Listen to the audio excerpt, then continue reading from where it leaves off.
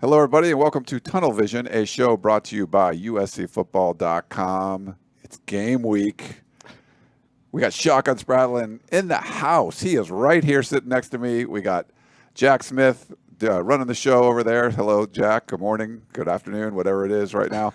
This is our first live Thursday show, I think, of 2022, right? We didn't really do any during this is probably the first of the year. We're doing our preview shows every Thursday before USC football games. So we'll keep doing them throughout for the rest of the year. And then we're going to do our Sunday shows that we've been doing, recapping what happens in the games Sunday night, 7 p.m. for both of them. So welcome in if you're watching live on YouTube, on Facebook, or on Twitter. We appreciate that. And if you're watching the replay some other time or listening to the podcast version of it, thank you for tuning in. This is going to be our preview show for USC versus Rice. Of course, the first game of the Lincoln Riley era. It's going to be in the Coliseum, 3 p.m.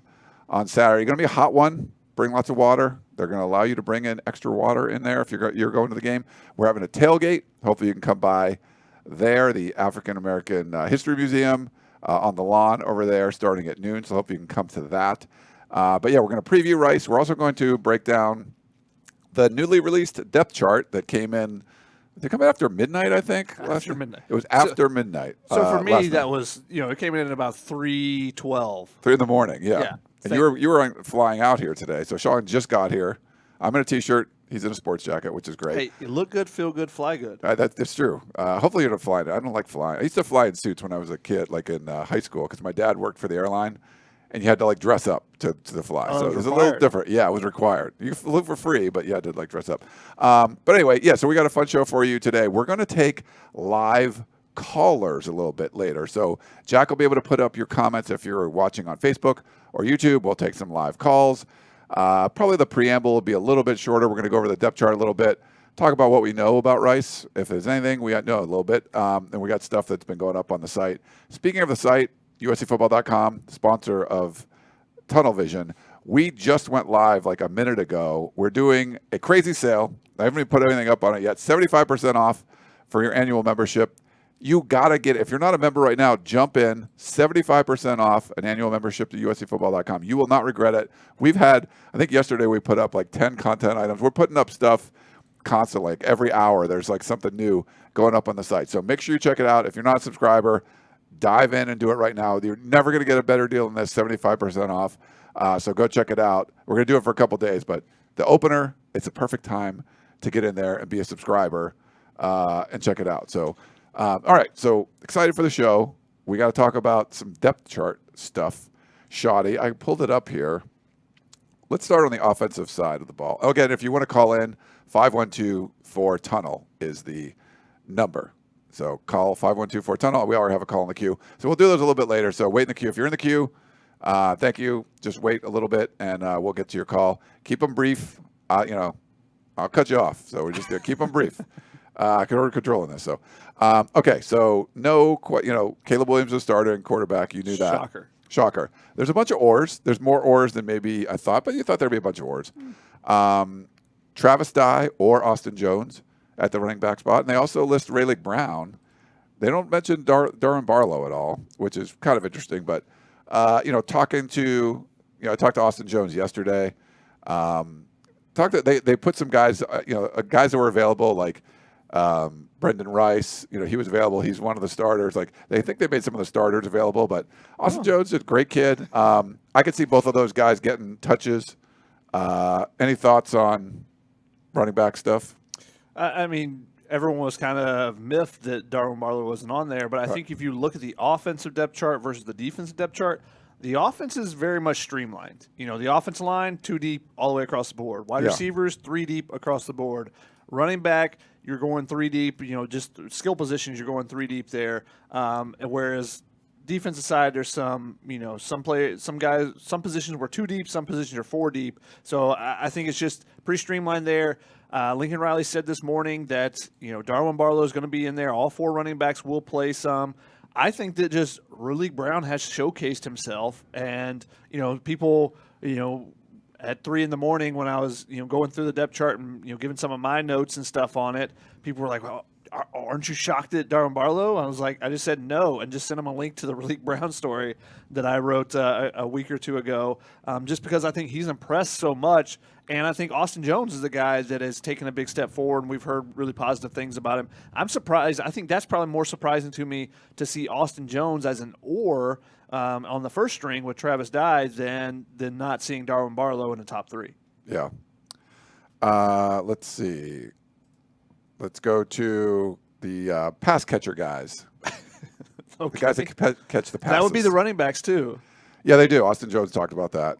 Austin Jones told me he's like up to, like 205 now. He's put on some weight. It's looking good. 3 wide receiver spots that they list. Brendan Rice, who I already mentioned.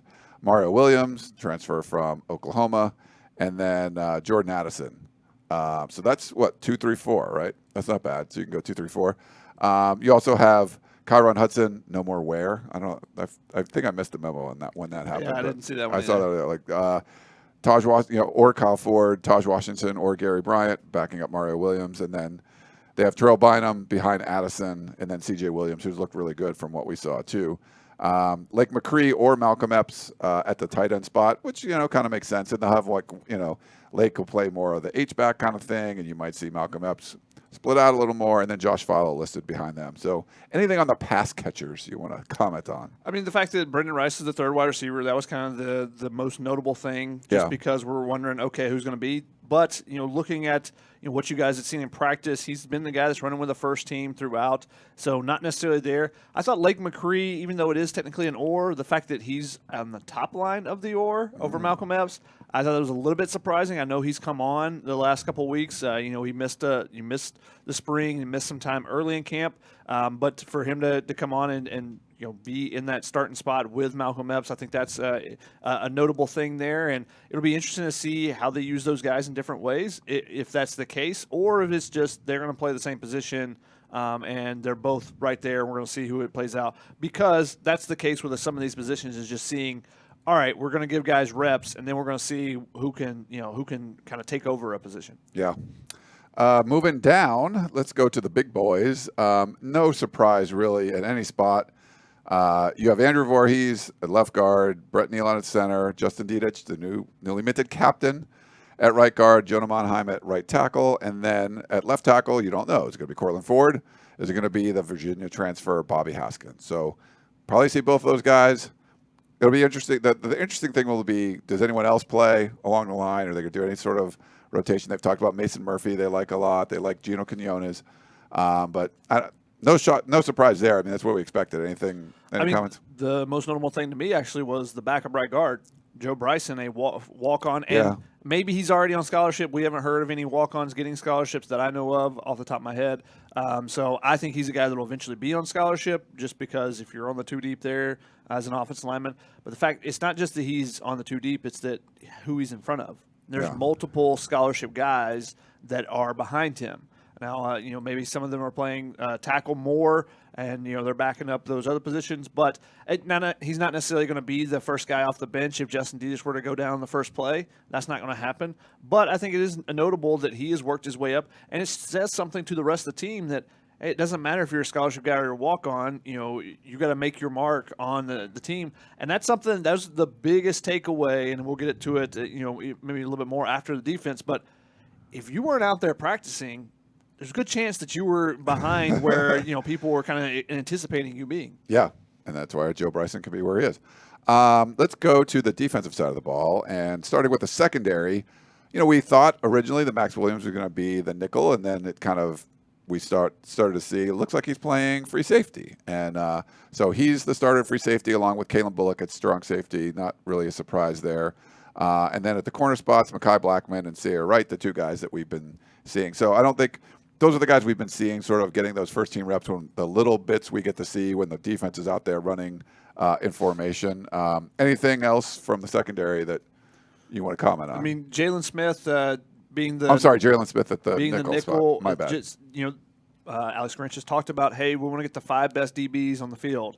And that tells you that they're going to do that with that safety position. Max Williams, has played nickel for USC, started at nickel in the past. For him to move back to free safety tells you that Jalen Smith has really made an impact. I thought it was very interesting that Xavier Alford is third string. And I think this, again, goes back to he's been banged up, has not played much.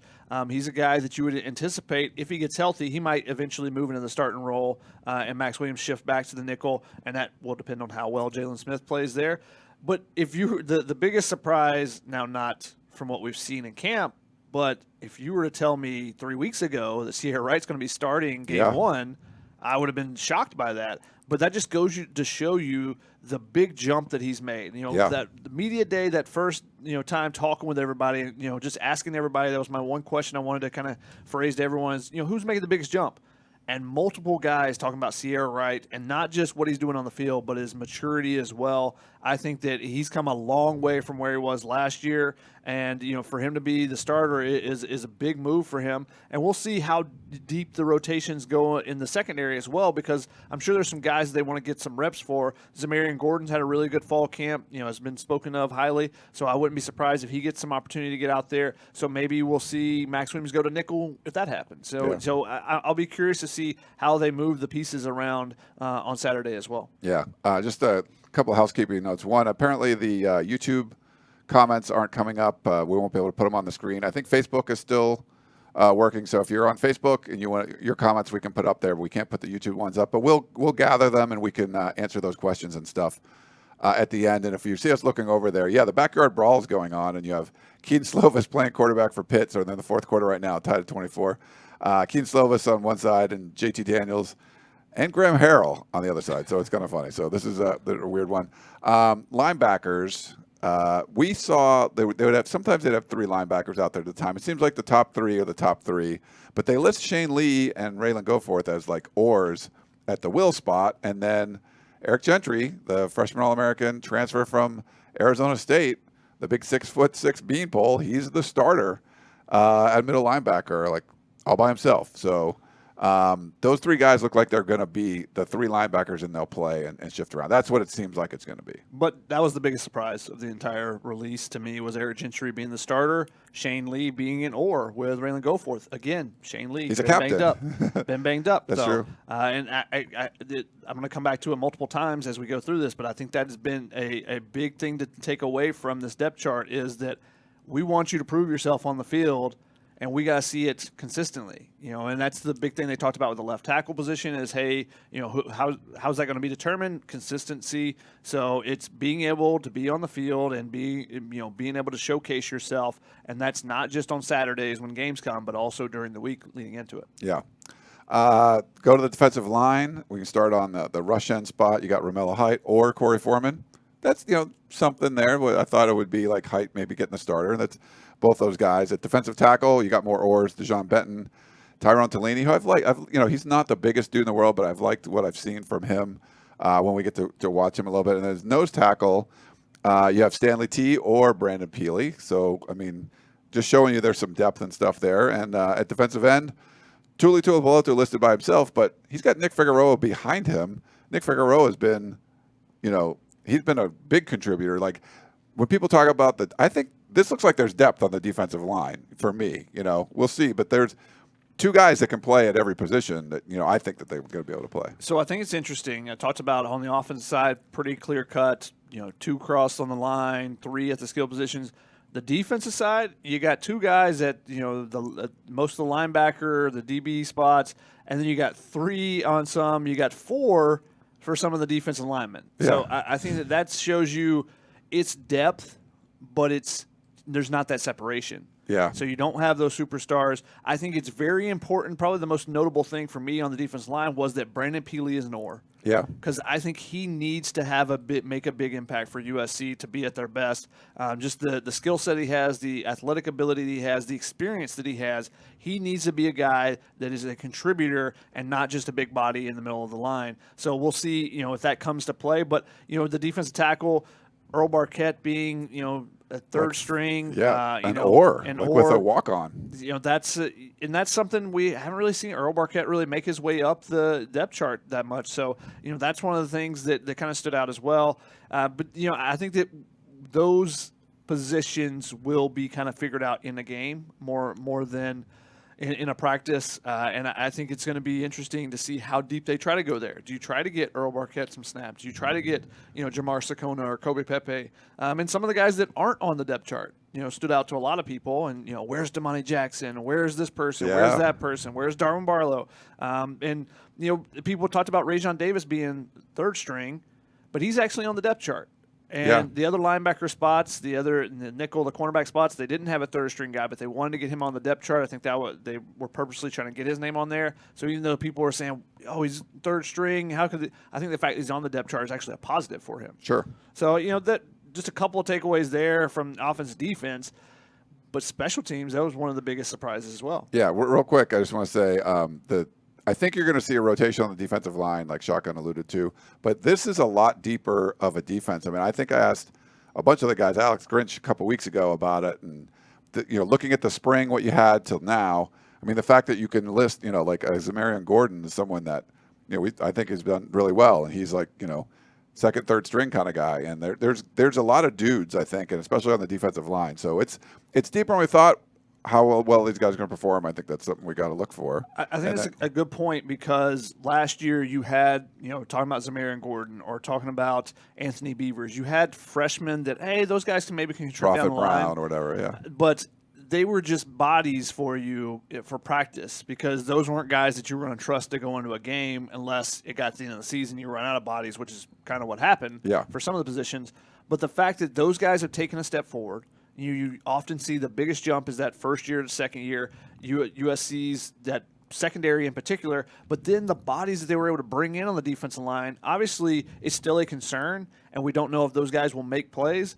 But at least now, if somebody's not making plays, you got another option. Yeah. Whereas last year, it didn't feel like that was the case. It's like, well, we got to run this guy out again, because who else are you going to put in there? You're going to put in a freshman that we don't have that much confidence in, and if they can stay healthy, a guy like Solomon Byrd, who's listed as an or third string, but I think he's a guy that can make some plays as well. Solomon Tulialapupu, those guys that are listed down the depth chart a little bit, I think are still some guys that can contribute for them rather than your third string offensive lineman right now. Right. No. If they get in the game, you feel like, oh crap, things are really bad right now. The third string defensive lineman, you're like, we'll see what they can do. Maybe they can make some plays. Yeah, I think if there's still questions about the defensive side of the ball, but there's a lot more depth. This isn't like 2013, like Ed Orgeron, against Stanford, or when he took over and they had to play like 12 guys. Playing yeah, so that was it's not going to be like that. Like they have a bunch of dudes. Will they perform at a high level? We'll have to wait and see. But there's ranked bodies, guys that are were highly rated players and recruited guys coming out of high school to play there. The biggest surprise on special teams is that Alex Stadhouse, who went in the transfer portal after Parker Lewis went in the portal, came back. He's won the kickoff job, but he's going to be second string to Dennis Lynch, who's a walk-on kicker. Will Rose is going to take over as the holder. Aiden Sleep Dalton, the Australian player that came in just a few weeks ago. It seemed like he had to fly to like London to like get his visa to come into the United States. Very weird, but he actually exists. We've seen him out there, and unlike Atticus Bertram, who we don't know existed at all, he's here. We've seen him wearing number 42, got his flowing golden locks. So he's going to be the punter, and then Jack. I don't even know who that is. Casasente. He's what is that? Jack Casasente, who has a flowing mullet. I remember seeing him. Okay, yeah. He's a snapper. I think I took a picture of him or something. So yeah, but I don't know who that is. But I was like, I don't know who's that guy. He's a long snapper, so if you don't hear his name, that's a positive. Right, that's true. USC's been blessed with good long snappers, but they usually had like 2 long snappers on scholarship, so you better be good. They don't have that anymore. That was the case under John Baxter. But Dennis Lynch winning the kicking job, that's pretty cool. He's been more consistent, apparently. Yeah, that was the most interesting one there. Disappointing a little bit when you release the depth chart and there's not the returners on there, just because I want to see who's going to be that first playmaker to touch the ball. On that opening kickoff, if USC wins the toss, I think they'll want to take the ball. But yeah, I think that the returners are going to be interesting to see who is there. But Dennis Lynch, USC's had this problem before actually, where they have a scholarship kicker and the walk-on does better, or they have 2 scholarship kickers, and the guy who's the starter. That's why you don't give like a crap load of special team scholarships, because you might have a walk-on that's better than some of these guys, But Alex Stadthaus was perfect for them last year, so I had confidence that he would win the job. But I think that tells you a lot about Dennis Lynch and the leg that he has, even though in that small package, dynamite leg. What is he, like 5'6", I think, is what he's officially listed as? Something like that? 5'8", I think so, maybe? yeah. But, he's a character, and everyone on the team loves him. So good to see him, win it out. Alex Stadthaus they'll have the kickoff duties. So we'll see, if they need to make any adjustments there as the season progresses. Unfortunately for USC, they have had kickers go down in the past with injuries. So hopefully that doesn't happen, but we'll see how it plays out. All right. Well, that's our depth chart analysis. We'll give a few thoughts on Rice, and then we'll start taking questions. We do have a caller in the queue. But the Rice Owls, they were 4-8 last year. Same record as USC. Kind of a different trajectory since then. Mike Bloomgren, the former Stanford offensive coordinator under David Shaw. I talked to Austin Jones this week about that a little bit, because Austin Jones came to Stanford right after Bloomgren left to go to take the head coaching job at Rice. But he said, they're trying to be like what Stanford was. I mean, it's sort of like a way to kind of warm yourself up to play Stanford. I think when you're playing Rice, there's going to be some similarities. So that's a positive. I asked Austin Jones, did you talk to the defensive coaches all about what you've seen? He's like, no, I didn't do that or anything yet. So, but this was a team I talked to. It's hard to find a beat writer for Rice. There's just not that many people that are covering this team. It didn't seem like the Houston Chronicle had somebody specific on it and stuff, which kind of sucks. But I did find someone where I'm going to post something a little bit later, kind of a behind enemy lines, know your foe sort of thing, answering some of the questions I had. But in general, this was a team that had a lot of injuries last year, and a lot of those guys are supposed to be back. So I think there's some optimism that they're going to be, perform better than what they did a year ago. There's some experience on the offensive line. I think some experience on the defensive side of the ball. They got Christian McCaffrey's little brother, Luke McCaffrey, right, who was at Nebraska as a quarterback. That didn't really work, and he's now at Rice as a wide receiver. So he'll be someone that you're like, oh, that's McCaffrey. You got there's Jerry Rice's kid. That's Christian McCaffrey's brother. There'll be some fun dudes on the sideline there. But I don't know. I mean, this is I don't know a ton. I tried to find out what you could, which wasn't this wasn't an easy opponent to kind of scout. But any thoughts on the Rice Owls coming to the Coliseum? I mean, I think it's a good tune-up for going into Stanford, just because you're going to see similar. It's that Bloomgren brought that intellectual brutality that Stanford used to have. They're going to run the ball. They don't run the ball very well, but they're going to run the ball, and they're going to control the clock, which is much different than a lot of the offenses you see in the country. And Stanford has gone away from that a little bit as well in the last couple of years. But I think it is a good tune-up for what Stanford can present. And they did have Jake Bailey from St. John Bosco, one of their top receivers, but he transferred to SMU this offseason. Okay. They haven't been very good. They won 4 games last year, which was a step up. I think they have won 3 or less, or 3 or fewer the last 3 or 4 years before that. So, they're about to move to the American Conference, and it's going to be even worse for them there. So it'll be, this is kind of a put up or shut up year for Bloomgren, it seems like, to say, hey, are you going to be the guy to lead us into the next conference?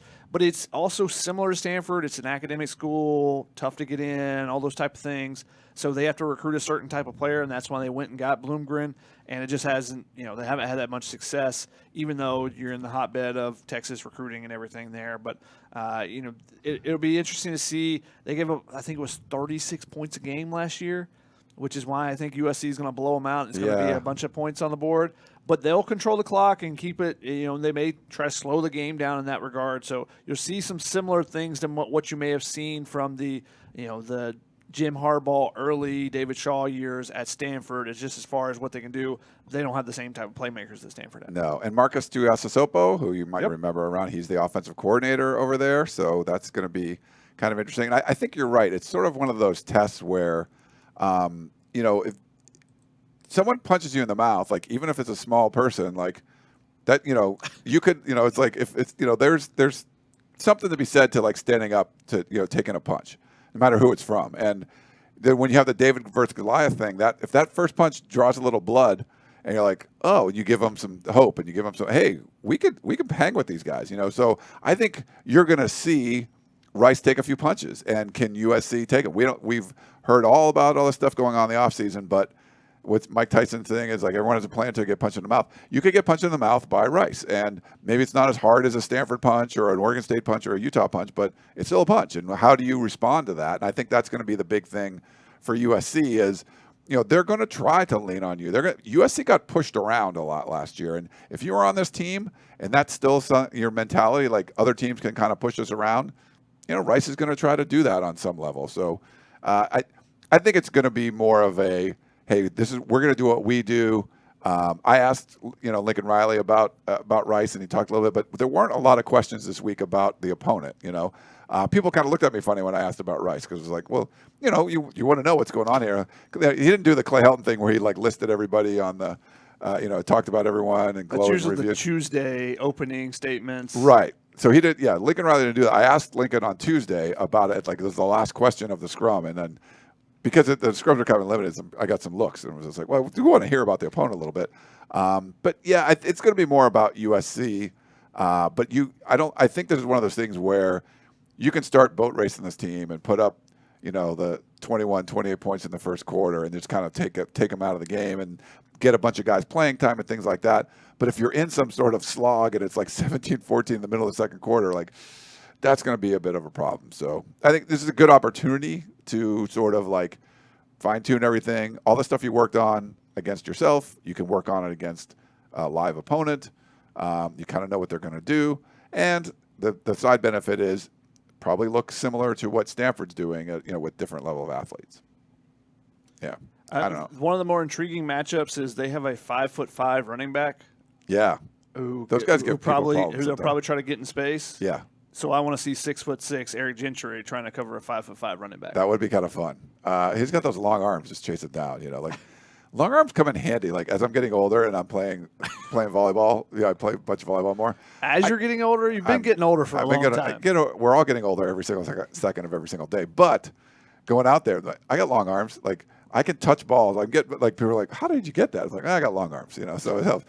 Eric Gentry, like if you're like trying to run away to get that jitterbug, like you can reach out and get him. Like maybe the distance between you and like if Shane Lee is the same distance, he can reach that distance and kind of tackle the guy. So that will be a fun thing to watch to see what he's able to do. He's probably going to get in a lot of some of the passing lanes and bat balls down. I'm going to give you over under 1.5 deflected passes by Eric Gentry. I'm going to take the under. Take the under? I'm going to take the one deflection, one interception. What now? Oh, I like that's it. Doesn't that count as a pass? No, it doesn't count as a deflection. Okay. I'm going to go over on that one. I think it's going to knock a couple of these down out of the air. All right. Can we bring Jack into the show now? I don't know if he's talked yet. Oh, Jack. Hey, Jack. What's up? Sorry. Hi. No. You guys have been just crushing the discussion. There's one thing I wanted to elaborate on about Rice, and it's something that Shotgun mentioned, that they control the ball. I mean, they were top 10 in the nation last season for time of possession throughout each game. They held the ball for well over 33 minutes a game. So I mean, we're going to do predictions, I think, later in the show. Yes. But, I mean, Rice is going to hold on to the ball. I'm sure they're going to look to do the same thing at the Coliseum. It's going to be a hot game. So I think it might be a little slower than people expect it to be. Rice is, like you mentioned, they run the ball. They're not fantastic at it. They've got Broussard, who rushed for I think just under 600 yards last year, like 6 touchdowns. But they're going to hold on to the ball for a lot longer than I think SC fans are going to want them to, because I think that's kind of the only way that they can stay in games is by just staying on the field for as long as possible. Yeah, the quarterback's been around. I think it's like third year starting, but he hasn't played a whole season because he gets hurt or whatever. So got that experienced quarterback. Maybe they're able to do some things. I don't know. We'll see. they're holding the ball also because they give up big plays on defense. You give up 36 points a game. That means you're giving up 50 burger every once in a while here. So I would be very surprised if USC doesn't put up one of those two. All right. Well, why don't we start this? We haven't done a live call in a while, and I'm usually not running this. Since Keely left, I don't know if we've done one. So I'm gonna do it. So hopefully this all works okay. We're going to indoctrinate Jack into the live calling, and this is it's a caller that we've had on before. I'm going to go to our buddy Dave in Iowa if this works. Dave, can you hear us? Maybe not. Do you have him on mute? I do not. I could try it. Oh, no, he was not. It's going swimmingly. Dave, are you there? Hello. Oh, can you guys hear me? It's really faint. Turn him up. Let me turn him up a little bit, see if I can do that. I think he's. Do you want it? There's the Skype lever over here. Just put it all the way to the top. Put it all the way to the top. Dave, can you hear us now? Yes. Can you guys hear me? Okay, yeah. It's a little faint. Yeah, now. we got you. Awesome. Well, first off, Jack, welcome to live Tunnel Vision. I'm happy you're here. But in terms of questions, of course, I have two. One, Shotgun. Who's going to have more snaps on Saturday, Romello Height or Corey Foreman? And then for Ryan, a couple weeks ago, C.J. Stroud from Ohio State gave his comments on players should be getting a share of the Big Ten TV revenue deal. In my opinion, I don't think that would be right, because at that point, you might as well say it like it is. Call this professional sports associated with universities. And no offense to the college kids, it's not a fair world. In my opinion, or from my perspective, you're lucky to be getting the NIL deals as it is. What are your thoughts? All right, thanks, Dave. Do you want to do? I'll start with, I think it'll be Corey Foreman that'll get more snaps, just because he's been the healthiest guy of the two more recently. So, and again, that goes back to I put a comment on the P about if you're asking why so-and-so down here, or why do we not see so-and-so, I said, look back, did they practice, were they full participants throughout the entire camp? Because I think that played into a lot of it. And people go, what about Corey Foreman? He's on here and he's as a starter. I was like, well, the other guy's also been banged up and not been able to. And Corey Foreman was the number one player in the country. He's super talented. Probably pretty equal, I would think. And now it'll depend on, just how things kind of play out. And if they want to try to get some other guys some opportunities, do you want to get Solomon Tuliala-Pupu in there? Do you want to get Julian Simon in that rush spot? How are they divvying up? Because of the way Rice is a run game type of team. Are you going to have the rush-ins on there? Are you going to put an extra defensive lineman on there? How are you going to kind of go about it that way? So I think it'll probably be pretty equal, but I think Corey Foreman might have a couple more.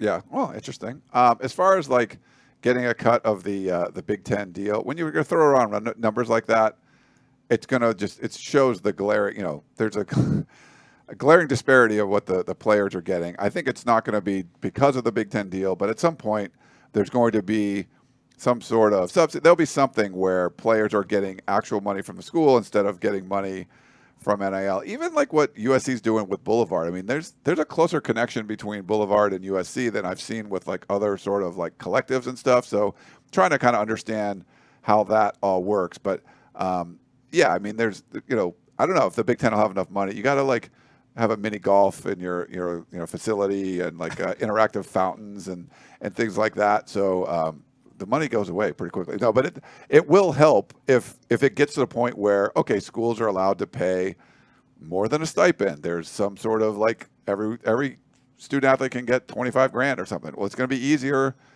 when USC's in the Big Ten. If that comes down, okay, well, we have this big media deal. You're going to pay them that. And it might be harder in the Mountain West or whatever's left of the Pac-12 or the Big 12 if they don't have the same kind of media deals. But I'm definitely not opposed to that. But it's definitely, the more you do this, the more complicated things get with taxes. And we'll see kind of how this NIL stuff plays out. And then what do you do at the next level? Are you going to pay players directly from the school? I'm just wondering who's going to be the first college football player to be arrested for tax evasion or something. I mean, I think that's going to happen because there's a delay with taxes, but players got a bunch of money last year, right? So if you got $100,000, I mean, who's was it Jordan Addison and who else has like the Mercedes from like Thule, yeah, they got the Mercedes and stuff. Well, you're getting a lease of the Mercedes, like that's probably going on your income. Like there's you leased the car that would cost you $40,000 or whatever it would be for like the year, probably not that much for a 1-year lease, but and that's going to be listed as income on your taxes, and you don't get any cash of when I went on the Price is Right and won, like you get a bunch of prizes. That was all counted as income. So like I had cash that I won on the wheel, so you couldn't offset it. But if there are people that like win cars and they can't afford it because you got to pay the taxes and stuff on it. So I'm curious to see how that plays out, especially if you're given something like a car. I didn't even think about that till now, that you got to pay taxes on it. You don't have like the money. You're not given money on a separate aspect to pay the taxes. So. Yeah, I see that subtle flex there. Oh yeah, when I went on the Price is Right and won, just pointing it out there. I did crush the show. It was awesome. You can Google it if you want. Yeah, that's going to come up. The fact that you have the Alston ruling and USC's all student athletes basically are getting around $6,000, I believe it is right now. So players are already getting paid outside of the NIL. They're getting paid by the school. The big thing is schools don't want to do that because of the tax break that they get because of it. Yeah. Because they're considered amateurs and not employees. And if they are employees, then suddenly that tax break goes away from the federal government. And then that becomes a huge ordeal for universities and colleges. So that's the big hurdle right there. And that's the big thing that is keeping all the schools from trying to have players be included as employees. Otherwise, I think, if the federal government said, don't worry about it, we won't. If they were somehow just to write a law that basically still allowed them to have that, I'm blanking on the actual tax credit that it is, but if they were allowed to have that, then they would already be included as employees, I think. Gotcha. All right. Jack, do you have any questions you want to pull up? We got our Facebook people, or you want to do... Yeah, we've seen some good questions. I think there's one from Facebook. Bob right now says, can we expect more than 100 offensive snaps from SC against Rice? Ooh. It is very difficult to get to 100 snaps. Yeah. It does not happen very often. Offensive snaps or defensive snaps, either one. Off the top of my head, I don't think USC's done it in the last 6 years when I've been charting. No, they did win Sark. So when Steve Sarkisian took over. The first game against Arkansas State, I think it was Arkansas. He talked about we want to run like 100 plays a game. And they did against, I think it was Arkansas State, something like that. And then the next week they played Stanford. It was like 53 plays or something. Yeah, it was like a half of what they ran. And it was also, you realize you can run 100 plays when you're getting your 2s and 3s in there. But then you're like, okay, if that is our tempo that we're running, that's 100 plays on offense. That's now maybe you're at 50 if you're dominating a game on defense. Now that's 75 on defense you're running just because there's just more plays, more series that are taking place. Yeah. So then the impact of that, now you're running 75 plays to 80 plays to 90 plays throughout an entire season. So what impact does that have on your starters? So you realize and you think, we'll run this tempo, and then you realize, okay, this is going to wear us down. And that was an issue with the Chip Kelly teams, is their defenses got worn down because of how often they were on the field. Yeah. That was all that talking point that was there. So, USC has had some players go over 100 snaps in a game, but that is with special teams included. I don't think that Sark game was probably the last time that they went over 100 snaps for an offense. I don't think it's going to happen. Yeah, we're not getting very many comments in general, so make sure you guys are leaving your comments, whether that's about the depth chart or the game coming up this Saturday. Any more live callers, Ryan? We got no live callers right now, but you can call in 512-4-TUNNEL, no waiting, if you want to call in. I know there's a lot of people watching. It's funny, people are like in the comments talking about what's happened in the backyard brawl. They're like, oh, JT Daniels got hurt, or oh, Keaton Slovis got sacked, or whatever, the kind of stuff going on. But yeah, I think, do you have some questions that you want to? Yeah, SoCal Dad, similar to the time of possession talk, is if Rice is more of a time of possession and a run team, does the defense with a nickel back and a rush edge on the field make sense? And I think that's why you talked about Shane Lee and Raylan Goforth being oars and Gentry. I think all three of those guys will be on the field. Yes. I don't think you're necessarily going to see the nickel all the time. I think you'll see that when they go third and long. But I think they're going to want to get an extra linebacker on the field. I think the rush in will still be there. I talk about Corey Foreman and Romello Height. Those guys are known for their pass rush ability. Corey Foreman was really good against the run last year too. As far as his grade for PFF and whatnot, he was one of the top on the team. So, but playing the run is not their forte. It's getting after the passer. So then, is there someone else that you want to get on the field instead?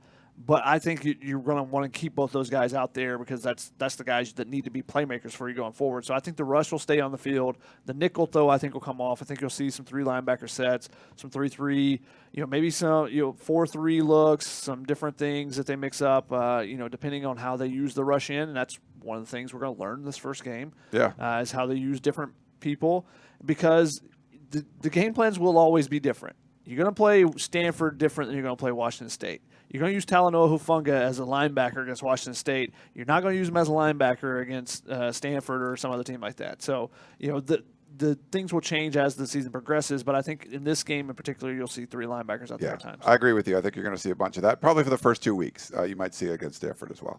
Then we got a really good question coming in. Can you describe the changes in team culture between when Coach Helton was here and Dante Williams' interim time and now Lincoln Riley?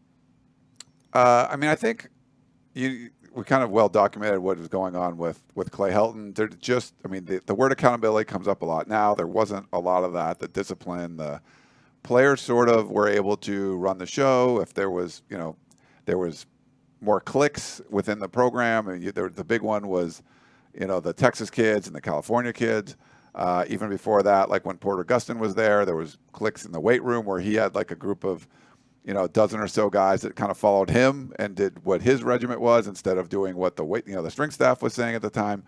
There was just a lot of that, and just, players were left to kind of do what they wanted to do, and they didn't have as much demand on their time, and there was just a lot of that. And I think with Dante Williams, he tried to address a lot of those things, but it's so ingrained. Like I don't think any of that was going to fly. He tried to do some stuff. They looked pretty good that first week when they played Washington State, and then things went downhill after that. And then, now with Lincoln Riley, you're just hearing about, talking to Alex Grinch yesterday, they're pushing these guys physically in practice. Like the workouts are longer, the practices are longer. There's more they're doing, but even when they're not, like there's more meetings, there's more, things where you're testing these players. He's trying to test them and push them mentally on the days where they're not practicing as hard. Tuesdays, Wednesdays, the big hard practices, but Thursday they're going to do a lot more stuff with their walkthroughs and kind of, test them mentally, make sure they're watching enough film, do all those things. So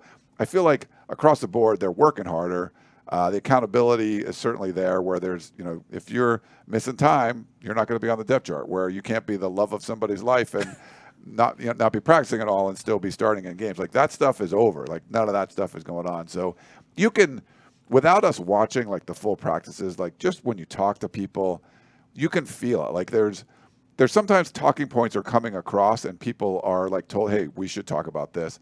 It doesn't feel like that at all. It's like it's a lot more organic.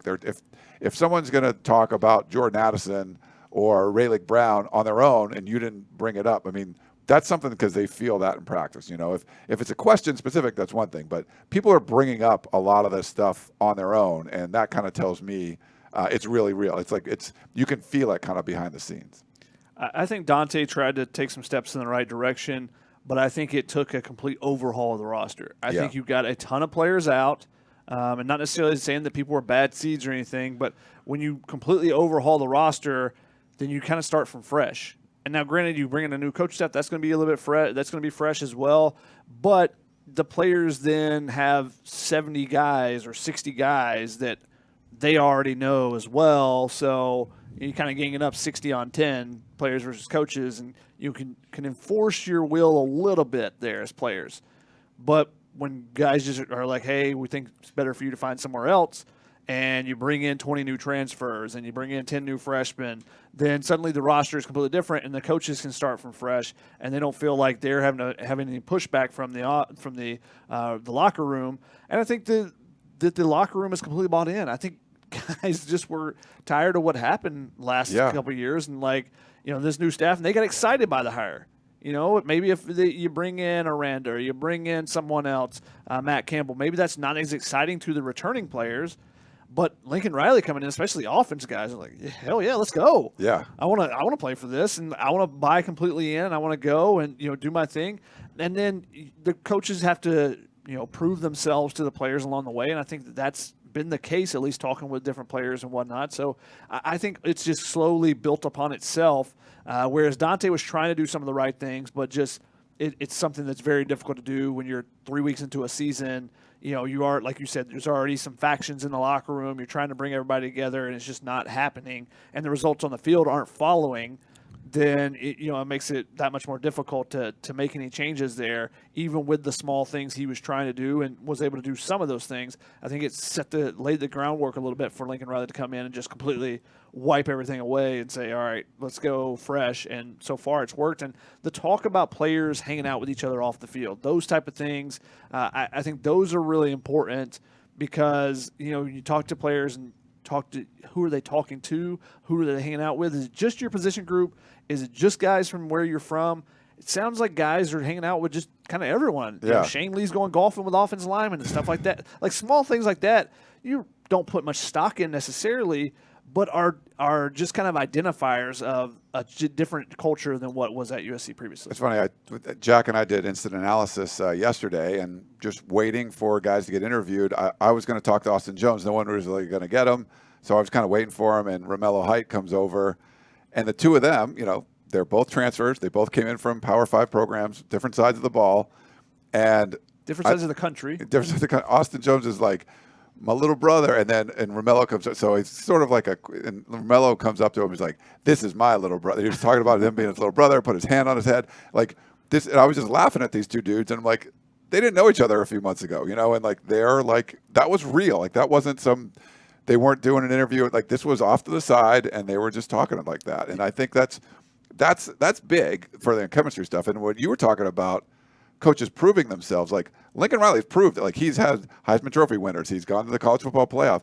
And I think when the players hear like, "Hey, you're going to stay an extra 2 hours that you weren't staying last year," and they're like, "Well, why?" Because this is what you do to win. And they're like, "Okay, like that. How do you say no to that?" Like, we won, and this is what we had to do. So they're like, all right, well, we didn't win, and we weren't doing that, so that kind of makes sense. And there has been a leadership vacuum for almost a half decade. Yeah. Just where we've gone since Sam Darnold. It's like, where is the leader to step up? Sam Darnold wasn't that guy. He wasn't that vocal guy to get everybody in place. Who is going? And it's been just, we've been asking it feels like every year. Okay, is Elijah Vera Tucker going to be that guy? Well, he's not that. That's not the vocal guy you need either. And they just haven't had anyone. Well, Shane Lee comes in, and the coaching staff tells him, "We need you to be vocal. We need you to step up." And he does in the first meeting. You have Caleb Williams come in. Everyone gravitates towards him, and he is the And I think it was Jordan Addison said that if someone needs a ride, Caleb Williams will make sure that you get a ride, type of thing. Like just the small things that the leaders do that USC didn't have in the past. So coaching staff, but the coaching staff addressed leadership issues by getting the right players coming in as well. So, I think it's kind of it's an accumulation of all those things, but I think that there's a lot of different pieces that have led to what looks like a good culture for USC. Yeah. Hey, last year it looked like USC had fine culture going into the season too. Until they started losing, and then we started hearing about everything else. So we'll see when the adversity strikes how things change a little bit too.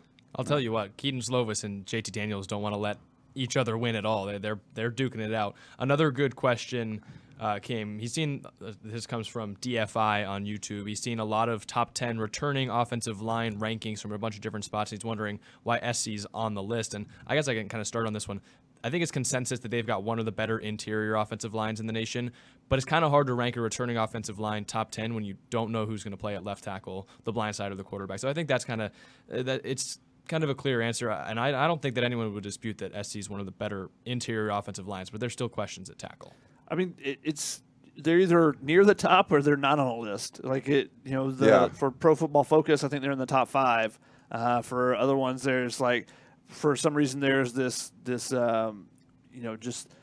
this belief that USC doesn't have a good offensive line, and part of that is because they've struggled to recruit those tackles. Yeah. But getting Brett Nealon to come back and getting Andrew Voorhees to come back when both those guys could have left and pursued other opportunities, that was huge for them because you have experience at the center position and you have a mauler 6-year guy in Andrew Voorhees that can play guard or tackle if you need him to. and he's one of the guys that's been on a lot of watch lists and All-American teams and stuff like that. So yeah, the interior and Justin Dedich, obviously being a captain now and just getting his opportunity, and everyone's just talking about how he's even taking a step up in his game. So the question just comes down to the tackles. So it's a big question, and so that will determine how good this offensive line can be, and the offensive line, how creative Lincoln Riley will have to be as the season progresses if the offensive line isn't holding up its end of the bargain. You know what's really hard to do? It's hard to know if an offensive lineman is good or not. Like, we all watch the game. You're watching a game. Keaton Slovis just threw a touchdown pass. You're not watching what the blocks are going on, what's going, like, it's not easy to watch that. And I had an SID tell me years ago, they were putting, I think it was something like on the cover of the spring guide about this, center or somebody being a Remington award watch list guy, before watch lists were a big deal. And his theory was, sports writers who vote on this stuff don't know who's good. We have to tell them who's good. Like, this guy's good. He's a really good, he's a really good center. You should watch him. Like, oh, okay, he's probably a good center. And if you don't say that, they don't really know. The good thing about, if you're going to watch reps and look at the line and see what they do, like Pro Football Focus does that, it's not an exact science. I mean, there's different schemes, or this guy might get graded well, but he did the wrong thing because he didn't have to block anyone that play, but he should have blocked that guy, and there was a sack. Like, stuff like that is not, if you don't even know what the assignments are, I think some of that's hard to do. It's just hard to judge what the offensive linemen are. That those guys have a lot of starts. There's a lot of reps. There's a lot of snaps. There's something to be said for how much time you have playing on the field and being in the trenches. So I agree with what Jack said. I think you trust the guys on the interior of the offensive line. I think you like Cortland Ford. I think you like Jonah Monheim, what their potential is, and a guy like Bobby Haskins comes in and has played a whole bunch of games. But even if you have 5 guys that are individually good, they have to play together too. And so it's a good thing that these guys, there's a lot of snaps together. But a lot of the people, the old football, analogies where it's it's 5 fingers on a hand. Like, it has to work together. If you have all the fingers doing different things, it doesn't work. If you make a fist or do whatever you're going to do, you need the offensive line to be playing together. So it's just hard to judge. So if you're going to someone rank the offensive line in the top 10, I wouldn't put a nickel of stock into that. That doesn't matter to me at all. I've heard really good things from the offensive linemen about where they feel like they are, where they feel like the group is. And I think it's positive. One of the things that I was told at one point was that, Clay McGuire last year really taught them how to strain and finish blocks and do all those things. And then Josh Henson has come in and added technique even more to that, so that they feel like they can be even better than they were last year. Now, granted, you got to figure out the tackle positions, and can Jonah Monheim and Cortland Ford take a step up in their game? Because both of those guys started the season, and then both of them didn't finish as the starters at the end of the year. So Cortland Ford had some injuries. Jonah Monheim struggled, and Jalen McKenzie took over. Can those guys bounce back from last year and be better this year? And if they can, then this offensive line could be really good, could be a strength. And with the skill position players that they have on offense, this could be a deadly offense. Yeah, for sure. Poor JT Daniels. Pick 6 that went off the receivers.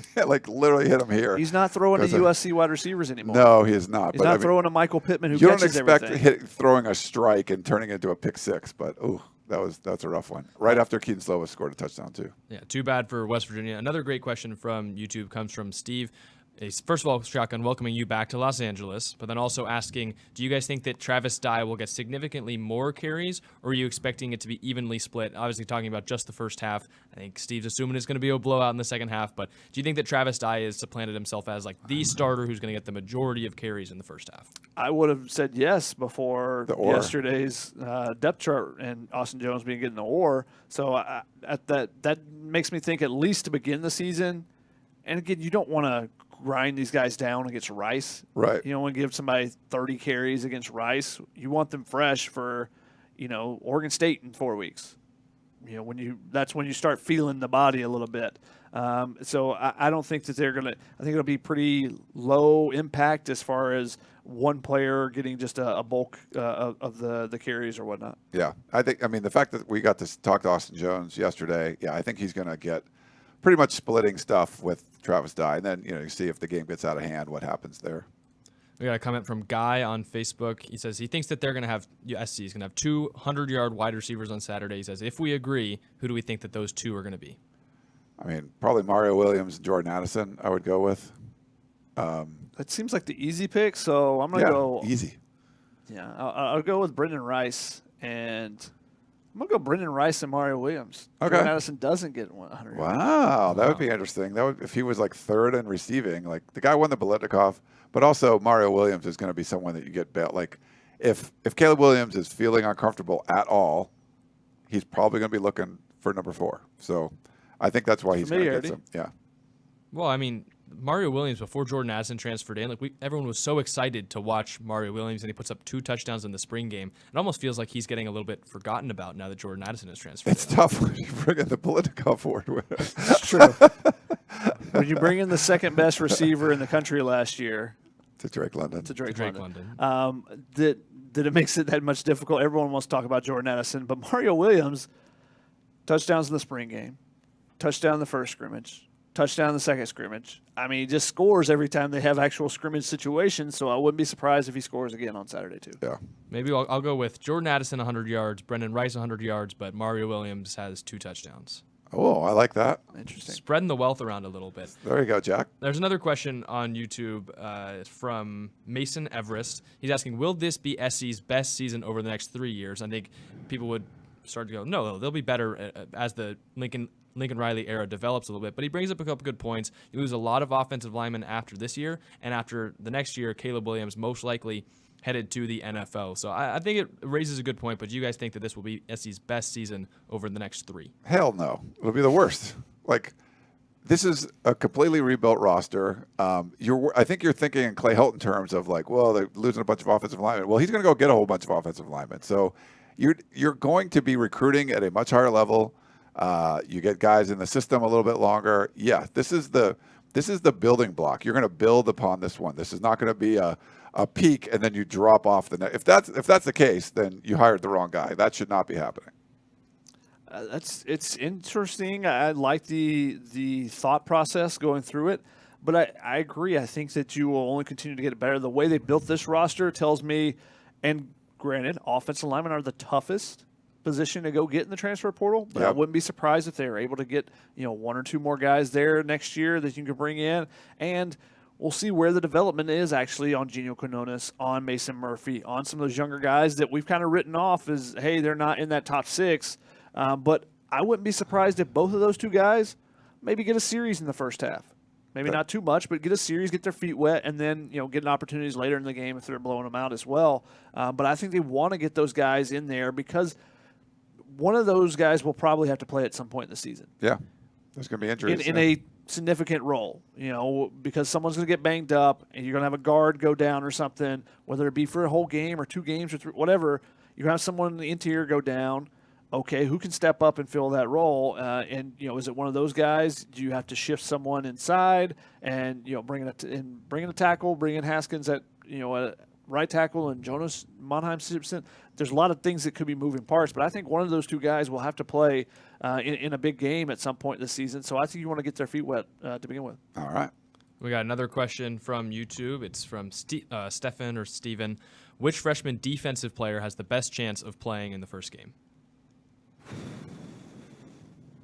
I mean, there's only a couple. I'm right. trying to just think of who all defensive players like are. Zion Branch will not. Yeah. I will say it will not be him. Damani Jackson, I guess.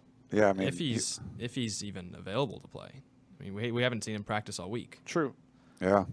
There's not a lot of dude. Like, Fabian Ross is the only other guy. Is there any other? 26. Garrison Madden, right? Middle linebacker. Garrison Madden, like those 2 guys are redshirt candidates for sure. There's just not that many true freshman bodies on there. Remember, they only brought in a freshman class of 9. I want to say it was. And I think it's 8 or 9. Yeah, then they lost one of them because Bertram's gone. Yeah.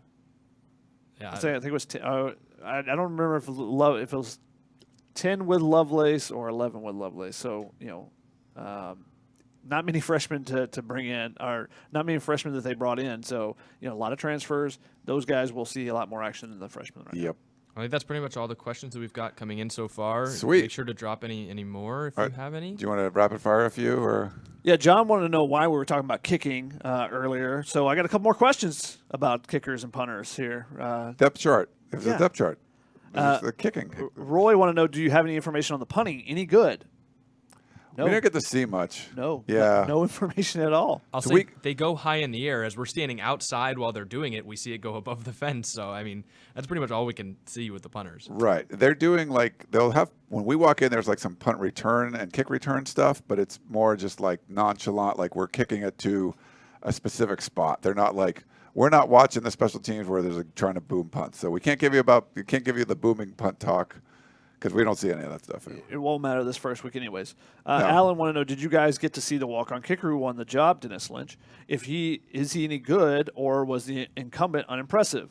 Unfortunately, again, we didn't get to see that because of the media restrictions.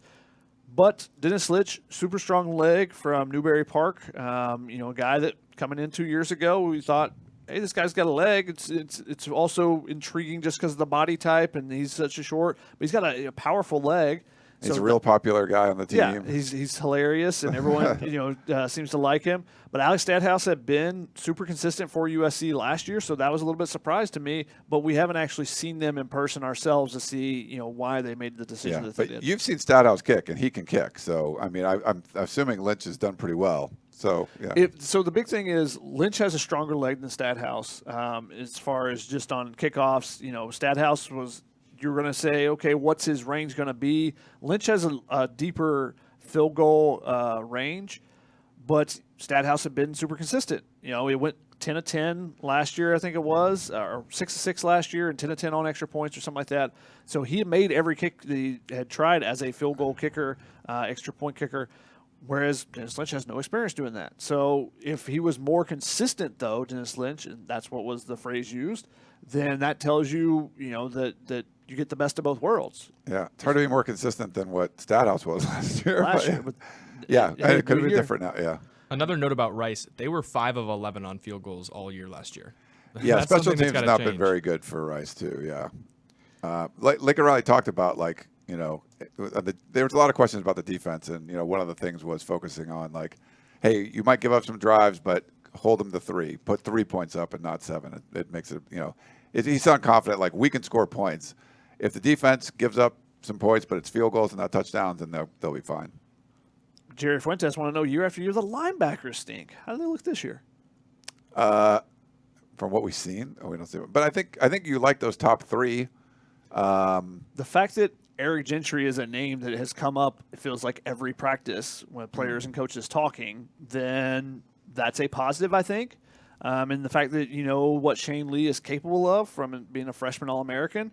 So I think that you feel confident with what they have there. And really Goforth, I think, has taken a big step forward from what we've seen in the spring and the little bits in the fall from where he was last year. Last year was not very good. So you want to see players improving. And so far he has shown some improvement there. So I think you feel better than you definitely would have without without Shane Lee or Gentry coming in, because then you're going, what are you going to do at that position? Because no one else had played with any experience there. So I think you feel okay about it, but you don't really know until you're diagnosing another program's plays and stuff. Yeah. Because you can see the same thing in practice every day and kind of get used to the tails, or maybe how an offensive lineman leans or something, because you see these guys. There's a whole different ballgame now. Yeah. Completely different when you're seeing someone else. And how much film study do you do to where you see a tendency and you can capitalize on it? Those are the type of things that, Luke Kuechly is not the biggest, fastest, or strongest guy, but he makes every tackle. If you listen to him on a mic'd up segment, it's so much fun. He's calling out plays. He's telling the linemen what they're about to do on the offensive side. If you can do those type things, then the game slows down to a snail's pace, and everything becomes very easy. So that's a part that you don't really know from what you see on a practice field in the little glimpses we have seen. All right. We should probably wrap things up. Is there any other pressing stuff you guys want to get to? We can call this one a show. Were we making picks on the show, or those? Oh yeah, we got to do the picks. That's very good. See, that's why Jack's here. So he's remind us the stuff we got to do. Picks against the spread. We've been doing it. So if you watch or listen to the podcast of Champions, you can watch it too. Plug. the podcast I do with David Woods, who works for the Bruin Report online site. So we have the USC guy, me, and the UCLA guy, David. We've been doing the Podcast of Champions for like 7 years now. We pick every game against the spread, but we all been doing picks here too. So we're going to do picks. We'll post them for the whole staff, and we'll keep track. I think Keely won last year, like going away. So we should invite her back. Maybe she wants to come on and do picks. I don't know if the compliance at USC will let her. But yeah, so we're going to do picks. I think we have like 8 staff members are going to be doing picks against the spread. But we like to reveal them, what we're going to, and I guess it doesn't have to match, but mine will match. I already did my picks for the whole Pac-12 on the Podcast of Champions. But USC, depending where you're looking at, 32-point favorite against Rice. I am taking USC to cover. And if you know me, I am usually not picking USC to cover spreads, or at least not during the Clay Helton era. I'm going to start the Lincoln Riley era covering a big spread, which just feels a little weird to me. I feel a little icky, to be honest, of picking the USC. But 32 points, if Rice slows things down and it's going to be a 45-14 game, like that's not going to work. But I think they're going to try to stretch their wings, spread their wings a little bit and really put up some points. So I'm going to take USC minus 32. What do you got, Shotty? Covering the spread easily. Covering the spread, all right. I got him putting up a 70 burger. Nice. Okay, so that's good. Big old burger. 70 points. I don't think Rice is going to score like 40 or whatever, so that's probably good. What about you, Jack? What do you think? So I as much as I want to, I'm still picking SC to win, but 32 points is a large margin. Rice only lost by that many or more twice last season. One was indoors and one was at night. It's going to be triple digits, even hotter on the Coliseum field. Rice holds the ball for a long time, and I think SC is going to try and get a look at pretty much everyone on the roster. We're going to see most likely 2 quarterbacks. I wouldn't be surprised if we see Miller Moss for a long time. We're going to see 4 running backs at least, a couple left tackles, a bunch of different linebackers and DBs. I don't think that they're going to try and go all out to cover the spread, win by more than that. I think they just want to come out with a quick, healthy, easy win against Rice. It's going to be a hot game. Rice is going to hold on to the ball. So I'm going to take Rice plus 32. But I still think SC wins out big. But, I mean, you could still blow them out by 30 and not cover. So, what's your Twitter, Jack Smith PXP? Yep. Just so everyone knows that's where you can send your hate tweets to Jack. Well, now that Chris isn't here, I guess I'm the one that's going to get all the hate. That's funny. No, that's cool. I mean, I could easily have. 32 points is a lot of points. Like most of the picks I were doing this week are just like 40 points. Like no, just give me the points. Like if you're watching a game and you're like you have to cover like a huge spread like that, like in the first quarter, if like the team they trip up on 3rd and 6 and have to punt, you're like we're never going to make up all these points. But I think this is one of the things they're going to start flowing. And I don't know about 70 burger, but I think they're going to put up some big points. Go for it. I'll go send your hate tweets to Jack, so like you could 44-17. That's still a big blowout win, but it's not covering the spread. Even 44-14 doesn't cover the spread. Right. All right. Well, that's going to wrap things up. So we're back on Thursday. So just remember, we'll do Thursday show. We're going to give Chris the night off on Thursday, so it'll be if Shotgun's in town, Jack, myself, and Shoddy, and if not, we're going to bring an RJ in who was in there before, RJ Abadia. So he'll come down to the studio, and we'll just try to keep the Thursday one live. We'll do live calls for sure. And then for the Sunday shows, we'll continue to do what we've been doing. If Shotgun's in town, we'll have him in here, and if not, then we'll have him join remotely. But I hope you guys enjoyed this. Don't forget, we have 75% off at uscfootball.com. Go sign up. It's a no-brainer. You got to go do it. Annual membership. You will not regret it. You'll have a lot of fun. Go to the Peristyle. It's great. And if you're coming to the game, go to uscfootball.com. We have information on where our tailgate party is. But for Jack Smith, Shotgun Spratling. Subscribe. Oh, yeah, like and subscribe for sure. Hit that like button. We need a lot more likes, so hit the like button before you go. Subscribe on YouTube or Facebook or wherever you're watching this. Thank you so much for tuning in to Tunnel Vision. Enjoy the first weekend for Pac-12 college football and, of course, USC and the Lincoln Riley era. And we will talk to you next time.